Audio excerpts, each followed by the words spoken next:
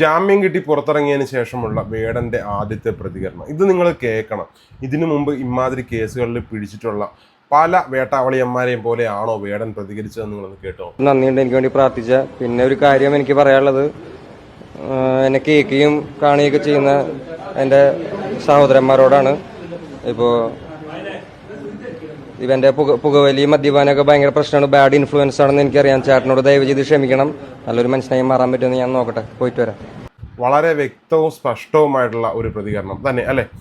കറക്റ്റായിട്ട് പുള്ളി പറയുന്നുണ്ട് താൻ ചെയ്തത് തൻ്റെ പുകവലിയും മദ്യപാനവും വളരെ മോശം ഹാബിറ്റാണ്, അത് മറ്റുള്ളവരിലേക്ക് കൊടുക്കുന്ന ഇൻഫർമേഷൻ വളരെ മോശമാണ്, ഞാൻ സൊസൈറ്റിയെ സ്വാധീനിക്കുന്ന വളരെ മോശമായിട്ടാണ്, എൻ്റെ കയ്യിൽ നിന്ന് തെറ്റുപറ്റിപ്പോയി, നന്നാകാൻ പറ്റുമോ എന്ന് നോക്കട്ടെ.